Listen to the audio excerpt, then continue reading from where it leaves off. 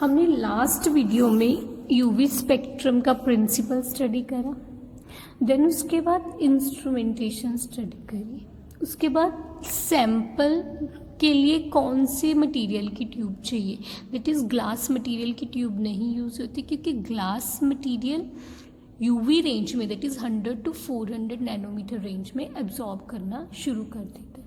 Then उसके बाद है सैंपल। हम कह रहे हैं कि सैंपल में हमारा solute dissolve in a solvent.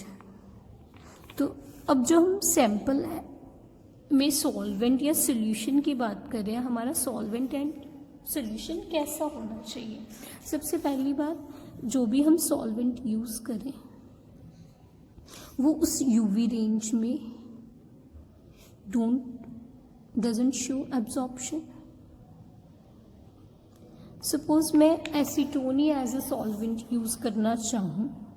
Acetone हमें अभी हमने पीछे डिस्कस करा, जो मेरे पास वेवलेंथ 279 नैनोमीटर आती है। अगर मैं किसी कंपाउंड को एसीटोन में डिसॉल्व करके यूज़ करूँ तो I can't use, because acetone UV range में एब्जॉर्ब करता है। तो हमें ऐसा सॉल्वेंट लेना है जो यूवी रेंज में एब्जॉर्ब ना करे। तो यूवी रेंज में हमारी एब्जॉर्प्शन नहीं होनी चाहिए। इसके लिए जो हमारे पास मोस्ट कॉमनली सॉल्वेंट यूज़ होता है, one is ethanol and second हमारे पास हेक्सेन यूज़ होता है। इथेनॉल हमारे पास पोलर सॉल्वेंट आ गया, हेक्सेन हमारे पास नॉन पोलर सॉल्वेंट आ गया। इथेनॉल के केस में भी कुछ प्रॉब्लम्स आती हैं, but as compare to other solvent वो भी हम डिस्कस करेंगे। इथेनॉल फिर भी यूज़ होते हैं। दूसरा है जो हम इथेनॉल है वो हमारा उसमें वाटर होता है। वाटर को रिमूव करने के लिए हम इसकी एजियोट्रॉपिक डिस्टिलेशन करते हैं यूजिंग बेंजीन। तो अगर हमने इथेनॉल बेंजीन यूज़ करके प्योरीफाई करा है तो हम नहीं यूज़ कर सकते, क्योंकि बेंजीन भी यूवी रेंज में एब्जॉर्ब करती है। तो हमारे पास यहाँ पे इस केस में हमारा ethanol and hexane solvent use होता है। इथेनॉल हमारे पास प्योर फॉर्म में होनी चाहिए, उस केस में हमारे पास बेंजीन की इम्प्योरिटी नहीं होनी चाहिए, क्योंकि बेंजीन हमारे पास यूवी रेंज में एब्जॉर्ब हो जाता है तो वी कांट यूज़। देन उसके बाद हमारे पास है जो भी हमने सॉल्वेंट यूज़ करना है, यहाँ पे हमारा हो गया ना कि यूवी रेंज में एब्जॉर्ब नहीं होना चाहिए, दैट मीन्स वो ट्रांसपेरेंट होना चाहिए इन द वेवलेंथ जो हम यूवी के लिए यूज़ करते हैं। देन उसके बाद है उसका जो स्पेक्ट्रम है, यूवी स्पेक्ट्रम है, उस पे जो हमारा सॉल्वेंट है doesn't affect UV spectrum of compound. ये हम कैसे एक्सप्लेन कर सकते हैं। सपोज हम कह रहे हैं ना कि हमारे पास यूवी में बहुत सारी पीक्स आ रही हैं। समटाइम्स हमारा सॉल्वेंट सोल्यूट के साथ इंटरेक्शन करके हमें पीक की बजाय बैंड दे देता है, तो हमें एग्जैक्ट कंपाउंड के बारे में नॉलेज नहीं मिलती।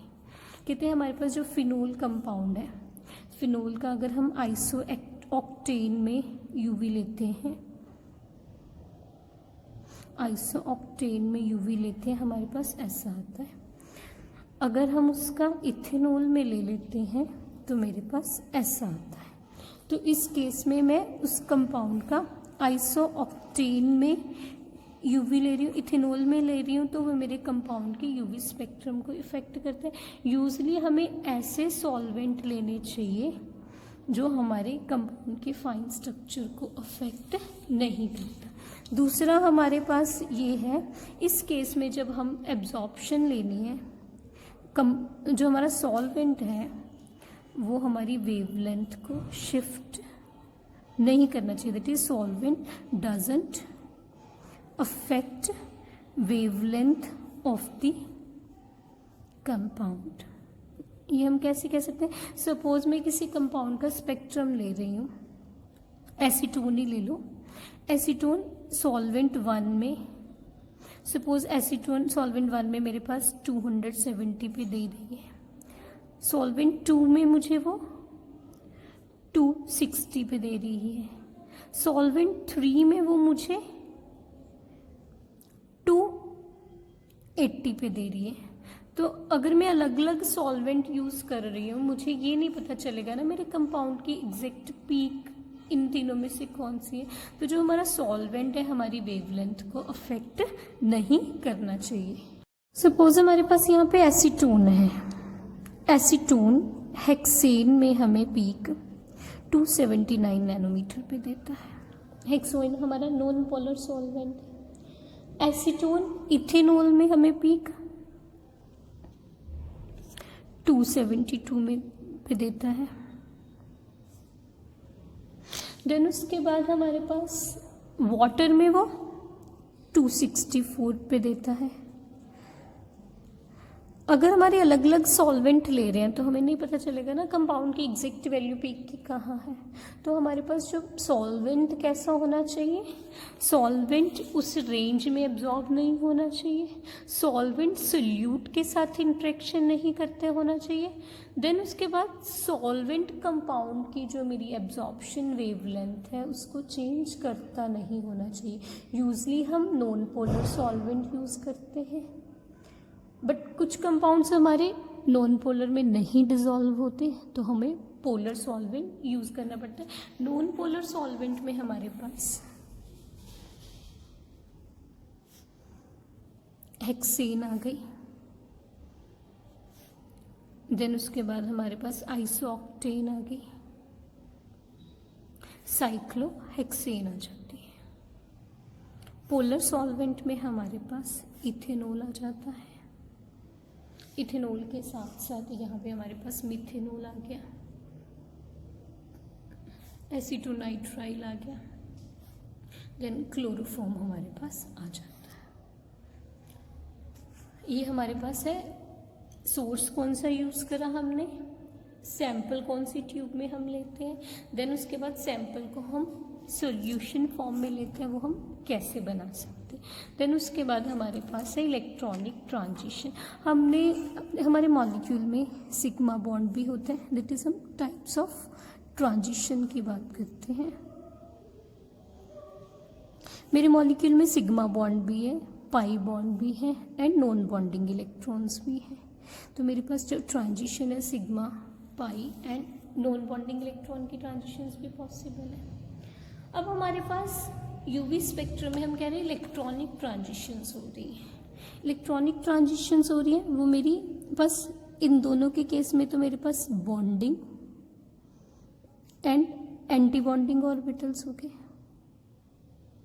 नॉन बॉन्डिंग के केस में हमारे पास सिर्फ बॉन्डिंग ऑर्बिटल्स ही होते हैं, क्योंकि नॉन बॉन्डिंग इलेक्ट्रॉन्स के क्रॉसपॉन्डिंग हमारे पास एंटी बॉन्डिंग ऑर्बिटल्स नहीं होते।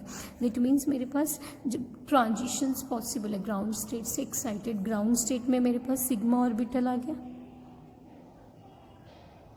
पाई ऑर्बिटल आ गया एंड नॉन बॉन्डिंग इलेक्ट्रॉन्स जो मेरे पड़े हैं नॉन बॉन्डिंग ऑर्बिटल्स में आ गया। तो जो मेरे पास बॉन्डिंग ऑर्बिटल्स में सिग्मा एंड पाई आ गया, लोन पेयर ऑफ इलेक्ट्रॉन्स मेरे नॉन बॉन्डिंग ऑर्बिटल में पड़े हैं, एंटी बॉन्डिंग में मेरे पास sigma star and pi star आ गया। एनर्जी डायग्राम हमारे पास इनका कैसे बन जाता है, सिग्मा ऑर्बिटल सबसे लो एनर्जी का होता है, बॉन्डिंग हो गए। देन पाई ऑर्बिटल मेरे पास इलेक्ट्रॉन क्लाउड दोनों का प्लस प्लस पाई ऑर्बिटल हो गया, ये दोनों मेरे बॉन्डिंग हो गए। देन उसके बाद मेरे पास नॉन बॉन्डिंग इलेक्ट्रॉन जो कि मेरे नॉन बॉन्डिंग ऑर्बिटल में पड़े हैं, उनका एनर्जी लेवल आ जाता है। देन उसके बाद मेरे पास pi star anti bonding orbital pi, then उसके बाद मेरे पास sigma star that is sigma जो मेरे पास एंटी बॉन्डिंग ऑर्बिटल आ जाते हैं, वो मॉलिक्यूल आ जाता है। अब मेरे मॉलिक्यूल में सिग्मा से सिग्मा स्टार ट्रांजिशन पॉसिबल है, दैट इज सिग्मा से सिग्मा स्टार ट्रांजिशन पॉसिबल है, दैट इज सिग्मा बॉन्डिंग से मेरा इलेक्ट्रॉन सिग्मा एंटी बॉन्डिंग में जा रहा है। ये एनर्जी वैल्यू मेरी सबसे ज़्यादा हो गई, फ्रीक्वेंसी सबसे ज़्यादा हो जाएगी, वेवलेंथ मेरी लो हो जाएगी। हमें पता है ना जो मेरे पास एनर्जी है डायरेक्टली प्रोपोर्शनल टू फ्रीक्वेंसी होती है, हमें पता है E is equal to H nu होता है, और E is equal to H C upon lambda होता है, that is inversely proportional to wavelength है। More energy value lesser wavelength, lesser energy value more wavelength. Then उसके बाद हमारे पास नेक्स्ट है sigma to sigma star transitions हमारे पास पॉसिबल है। देन हमारे पास है sigma to pi star. Suppose अभी हम डिस्कस करेंगे कौन कौन सी ट्रांजिशंस मेरी पॉसिबल है, अलाउड है, कौन कौन सी फॉरबिडन है। अभी हम ये देख रहे हैं कि कौन कौन सी हमारी पॉसिबल हो सकती हैं, अलाउड है, फॉरबिडन है, अभी बाद में हम देखेंगे। सिग्मा से सिग्मा बॉन्डिंग से मेरे पास पाई एंटी बॉन्डिंग में जा रहा है। देन उसके बाद हमारे पास नेक्स्ट है n to sigma anti bonding.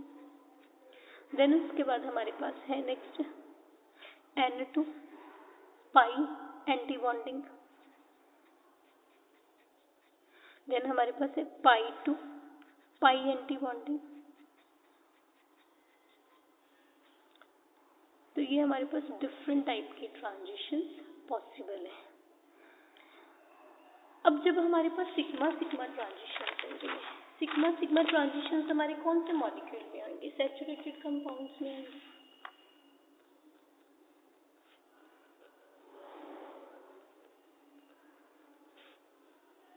Sigma to sigma star transitions मेरी सैचुरेटेड कंपाउंड्स में होंगी, जिन कंपाउंड्स में हमारे पास ओनली सिग्मा बॉन्ड है।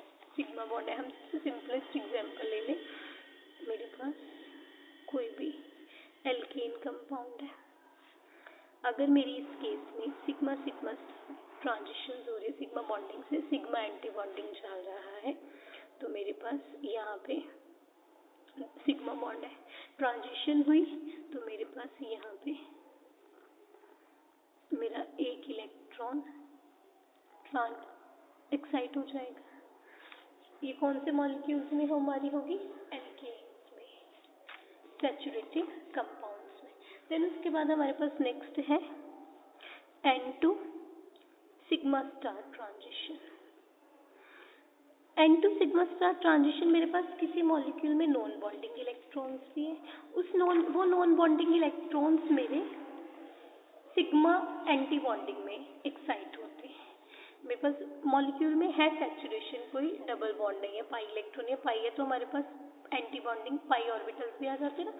तो मेरे पास है सपोज ये कंपाउंड है एल्कोहल, मेरे पास ये कंपाउंड है, इन तीनों के पास मेरे पास लोन पेयर होता है, तीनों के पास लोन पेयर होता है, तो मेरे तीनों केस में n to sigma star transition possible है। अगर मेरे तीनों केस में जर्नल हम यहाँ पे इनको वाई कुछ भी ग्रुप लिख लेते हैं, तो मेरी एन से सिग्मा स्टार ट्रांजिशन होती है, तो मेरे पास मॉलिक्यूल की रिप्रेजेंटेशन क्या हो जाएगी, मेरा एक इलेक्ट्रॉन, ये बॉन्ड था ना, यहाँ पे इलेक्ट्रॉन्स पड़े, हम कह रहे हैं नॉन बॉन्डिंग से मेरे पास इलेक्ट्रॉन्स ट्रांजिशन हो रही है, नॉन बॉन्डिंग इलेक्ट्रॉन्स मेरे एक्साइट हो रहे हैं, दैट मीन्स एक इलेक्ट्रॉन नॉन बॉन्डिंग में रह जाएगा और एक मेरा एक्साइटेड होके एंटी बॉन्डिंग में चला जाएगा। अब हमारे पास इन मॉलिक्यूल्स में जो मेरी ट्रांजिशन हो रही है वो इलेक्ट्रोनेगेटिविटी पे डिपेंड करती है। मोर इज द इलेक्ट्रोनेगेटिविटी,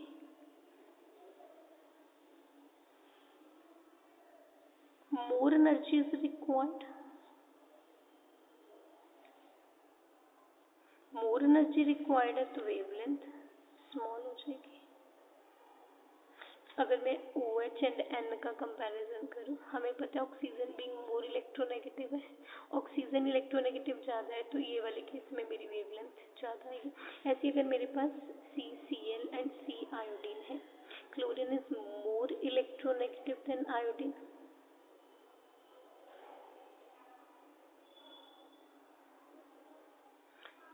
तो मेरे पास मोर इलेक्ट्रोनेगेटिव है, एनर्जी डिफरेंस ज़्यादा हो गया, तो मेरे पास ये वाले केस में, दैट इज ये वाले केस में वेवलेंथ मोर होएगी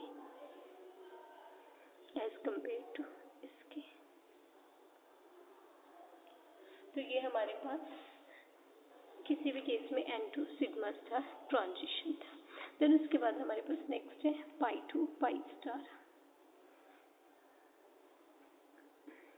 means pi bonding to pi anti bonding. ये किस केस में पॉसिबल है? जब हमारे पास डबल बॉन्ड है मॉलिक्यूल में, डबल बॉन्ड है, अनसैचुरेशन है।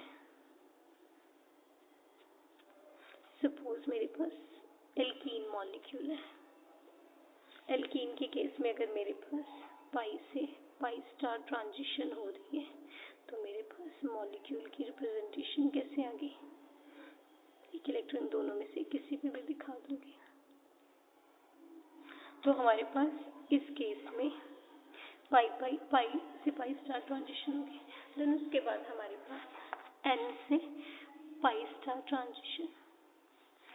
ये मेरे किस केस में पॉसिबल है? मेरे पास नॉन बॉन्डिंग इलेक्ट्रॉन है एंड अनसैचुरेशन है। मेरे पास सबसे कॉमन एग्जांपल आ गई कार्बोनाइल कंपाउंड की। नॉन बॉन्डिंग इलेक्ट्रॉन्स मेरे ऑक्सीजन के पास है, pi anti bonding electron double bond की वजह से ऑक्सीजन के पास 2 लेन पेयर है, मेरे पास ये रिप्रेजेंटेशन होगी। उस केस में अगर मेरी n2 पाई स्टार ट्रांजिशन हो रही है, n2 pi star transition means एक इलेक्ट्रॉन मेरा एक्साइट हो गया, तो ये मेरे पास डिफरेंट टाइप की ट्रांजिशन पॉसिबल है। अभी हमने यहाँ पे डिफरेंट ऑर्बिटल्स की एनर्जी का वैल्यू देखी। इस एक्सिस में मेरे पास एनर्जी आ रही है, इस केस में मेरी एनर्जी सबसे ज़्यादा होगी एंड n2 पाई स्टार में मेरी एनर्जी लीस्ट होगी। एनर्जी n2 पाई स्टार में लीस्ट है तो वेवलेंथ उस केस में मैक्सिमम है। इट मीन्स मेरे पास डिफरेंट ऑर्बिटल्स की एनर्जी का ऑर्डर क्या आ जाएगा?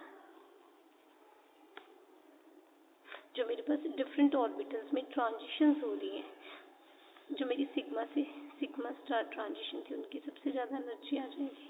यहाँ पे हम एनर्जी की बात कर रहे हैं। देन उसके बाद मेरे पास सिग्मा टू पाई स्टार आ गया। देन उसके बाद मेरे पास n2 सिग्मा स्टार आ गया। देन मेरे पास पाई टू पाई स्टार आ गया एंड देन मेरे पास n2 पाई स्टार आ गया। यहाँ पे मेरी एनर्जी डिक्रीज हो रही है, वेवलेंथ इंक्रीज हो रही है, फ्रीक्वेंसी भी मेरी डिक्रीज हो रही है। यहाँ पे मेरी वेवलेंथ इस केस में मैक्सिमम होगी और इस केस में मेरी वेवलेंथ लीस्ट होगी। अब हमारे पास इतनी टाइप की ट्रांजिशंस पॉसिबल है, बट सारी ट्रांजिशंस हमारी अलाउड नहीं होती। हमारे पास सिलेक्शन रूल है। सिलेक्शन रूल में जो भी ट्रांजिशंस ये रूल फॉलो करेंगे वो हमारी अलाउड होंगी। हमारे जो ट्रांजिशन सिलेक्शन रूल्स फॉलो करेंगे उनको हम अलाउड ट्रांजिशन कह देंगे। जो सिलेक्शन रूल फॉलो नहीं करेंगे वो हमारे पास फॉरबिडन ट्रांजिशंस आ जाएंगे। अब हमारे पास सिलेक्शन रूल क्या है? हमारे पास फर्स्ट सिलेक्शन रूल है कि हमारे पास जो इलेक्ट्रॉन है जब ग्राउंड स्टेट से एक्साइटेड स्टेट में एक्साइट होता है तो उसका स्पिन क्वांटम नंबर चेंज नहीं होना चाहिए। दैट इज अगर वो पहले भी सिंगलेट है ग्राउंड स्टेट में और एक्साइटेड में भी सिंगलेट होता है तो मेरी अलाउड ट्रांजिशन हो जाएगी। बट अगर ग्राउंड स्टेट में वो सिंगलेट है फिर ट्रिपलेट हो जाता है तो मेरे पास वो फॉरबिडन हो जाएगी। दैट मीन्स मेरे पास सिलेक्शन रूल क्या आ गया? There is no change in spin. Then उसके बाद हमारे पास नेक्स्ट है हमारी जो ट्रांजिशंस हैं ऑर्बिटल सेम सिमेट्री वाले में होनी चाहिए। अगर मेरे ऑर्बिटल्स की सिमेट्री चेंज हो जाती है तो वो नहीं होएगी। That means transitions are possible only in the orbitals of same symmetry. इस केस में मेरे पास एग्जाम्पल आ गई। सपोज मेरे पास पाई से पाई एंटी बॉन्डिंग में जाते हैं वो तो ट्रांजिशंस मेरी अलाउड हो जाएंगी। बट अगर मैं n नॉन बॉन्डिंग ऑर्बिटल से पाई स्टार की बात करें वो मेरी फॉरबिडन होंगी, क्योंकि मेरे orbital non bonding and pi anti bonding की सिमेट्री डिफरेंट है। अब मेरे पास जो ट्रांजिशंस ये रूल फॉलो करते हैं उनको मैं अलाउड ट्रांजिशन कह दूँगी, और जो नहीं फॉलो करती उनको हम फॉरबिडन ट्रांजिशंस कह देंगे। तो हमारे पास पाई से पाई स्टार वाली ट्रांजिशन, हमने डिफरेंट टाइप की ट्रांजिशंस करी ना, सिग्मा से सिग्मा स्टार, सिग्मा से पाई स्टार, एन से सिग्मा, पाई से पाई, एन से पाई स्टार। ये मेरी हाई एनर्जी की हो गई। जो मेरी ये वाली ट्रांजिशन है लो एनर्जी की हो जाती है। लो एनर्जी में भी ये वाली मेरी अलाउड होगी, ये वाली मेरी फॉरबिडन होगी। फॉरबिडन ट्रांजिशन का ये मीनिंग नहीं है कि वो बिल्कुल भी नहीं होती, बट उनकी होने की जो प्रोबेबिलिटी है कम हो जाती है। फॉरबिडन ट्रांजिशन हमारी हो जाती है समटाइम्स जो एन ऑर्बिटल है जो एक्साइटेड स्टेट में ट्विस्टिंग हो जाती है, उसकी सिमेट्री चेंज हो जाती है, तो उस केस में हमारी वो ट्रांजिशन पार्शली अलाउड हो जाती है। तो हमारे पास ये दोनों रूल्स आ गए, उसके अकॉर्डिंग हम किसी भी ट्रांजिशंस को अलाउड या फॉरबिडन कह सकते हैं। दूसरा हमारे पास है इंटेंसिटी फैक्टर। हम उन्हीं ट्रांजिशंस को अलाउड कहेंगे जिनकी जो मेरे पास मोलर एक्सटिंक्शन कोफिशिएंट की वैल्यू 10⁴ दैट इज़ 10,000 ऑनवर्ड्स आती है। अगर मेरे पास वैल्यू मोलर एक्सटिंक्शन कोफिशिएंट की बिलो 10,000 है, वो मेरी फॉरबिडन ट्रांजिशंस हो गई। एक तो हमारी ये सिलेक्शन रूल्स हो गए, दूसरा हम मोलर एक्सटिंक्शन कोफिशिएंट इंटेंसिटी की वैल्यू देखती हैं। जो हाई इंटेंसिटी वाली ट्रांजिशंस है वो मेरी अलाउड होती हैं, जो लो इंटेंसिटी की ट्रांजिशन है, लो एक्सटिंक्शन कोफिशिएंट वाली है, वो मेरी ट्रांजिशंस अलाउड नहीं होती। हमारे पास 1,3-ब्यूटाडाइन कंपाउंड है। 1,3-ब्यूटाडाइन मेरा मॉलिक्यूल ये वाला हो गया ना। अब इस केस में मेरे पास पाई से पाई स्टार ट्रांजिशंस है, और इसकी जो मेरे पास लैम्डा मैक्सिमम की वैल्यू है वो मेरी अप्रॉक्सीमेटली 200 समथिंग आती है, और उस केस में मेरे पास जो मोलर एक्सटिंक्शन कोफिशिएंट है वैल्यू 20,000। हम कह रहे हैं 10⁴, ये तो 2 × 10⁴ हो गया, मीन्स अलाउड होगी ये मेरी ट्रांजिशंस। दूसरा मेरे पास मॉलिक्यूल है एल्डिहाइड कीटोन्स, एसीटोन। उस केस में मेरी एन से पाई स्टार ट्रांजिशन है, ये मेरी इनकी सिमेट्री डिफरेंट है, मेरी अलाउड नहीं होगी। सिमेट्री कम है, इस केस में मेरे पास जो ई मैक्सिमम की वैल्यू आती है जस्ट 100 या लेस देन 100 आती है, और ये वेवलेंथ नियरली 270-280 के आसपास आती है। मैक्सिमम की वैल्यू कम होगी, या मेरी फॉरबिडन ट्रांजिशन है, उस केस में मेरे पास मोलर एक्सटिंक्शन कोफिशिएंट की वैल्यू स्मॉल आएगी। अलाउड ट्रांजिशन है, उस केस में मेरी मोलर एक्सटिंक्शन कोफिशिएंट की वैल्यू ज़्यादा आ जाती है। देन उसके बाद हमारे पास नेक्स्ट है इफेक्ट ऑफ सॉल्वेंट।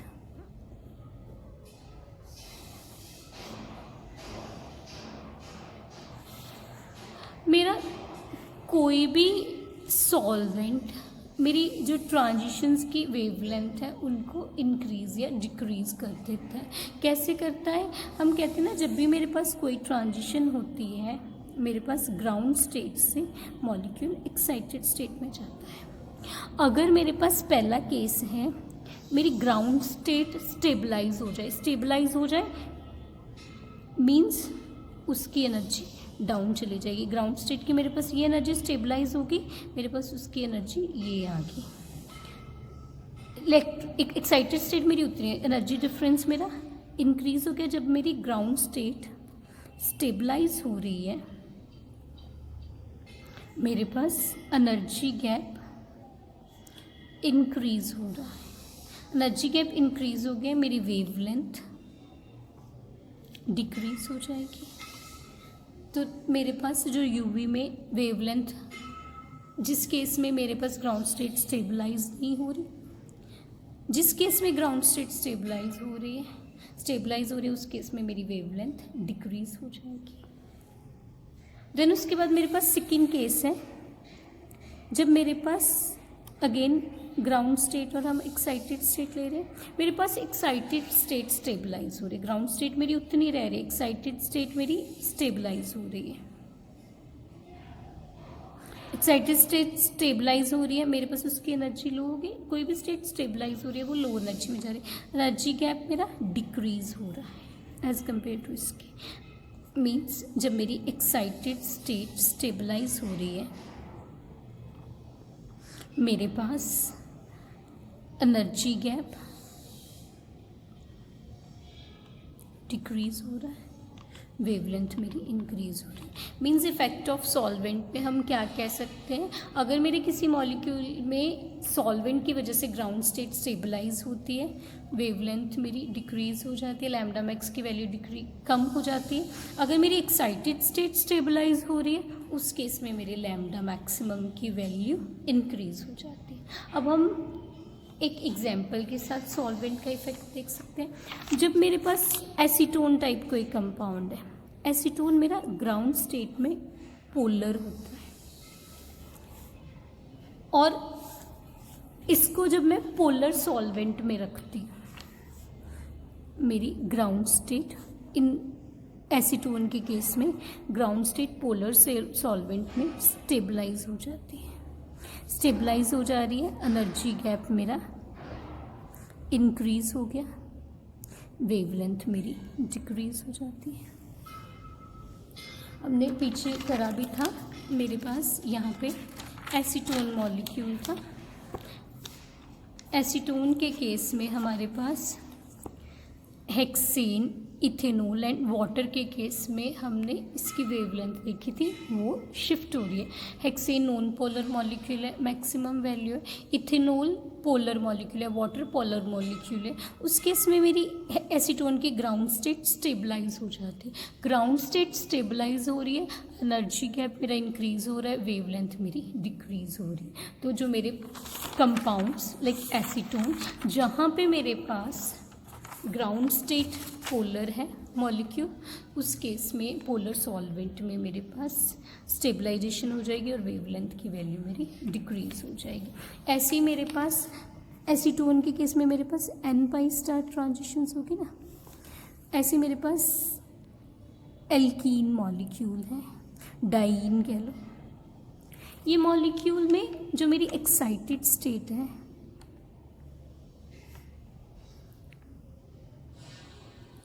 स्टेबलाइज हो जाती है। एक्साइटेड स्टेट स्टेबलाइज हो रही है तो मेरी जो वेवलेंथ है इंक्रीज हो जाएगी। तो इस तरह जो मेरा सॉल्वेंट का इफेक्ट है, पोलर सॉल्वेंट है, नॉन पोलर सॉल्वेंट है, ग्राउंड स्टेट मेरी पोलर है, एक्साइटेड स्टेट पोलर है, उस बेसिस पे हम इजीली प्रेडिक्ट कर लेते हैं कि सॉल्वेंट की प्रेजेंस में मेरे पास हायर वेवलेंथ की तरफ शिफ्ट होएगी मॉलिक्यूल की वेवलेंथ, या लोअर की तरफ शिफ्ट होएगी। अब मेरे पास जो एल्कीन मॉलिक्यूल है, डाइन मॉलिक्यूल है, इस केस में मेरी एक्साइटेड स्टेट पोलर है। एक्साइटेड स्टेट पोलर है तो पोलर सॉल्वेंट में एक्साइटेड स्टेट पोलर सॉल्वेंट में एक्साइटेड स्टेट स्टेबलाइज हो जाएगी, हमारी वेवलेंथ हमारी इंक्रीज हो जाएगी। इसकी ग्राउंड स्टेट मेरी नॉन पोलर है। नॉन पोलर सॉल्वेंट्स में लाइक हेक्सेन में मेरी ग्राउंड स्टेट स्टेबलाइज होएगी,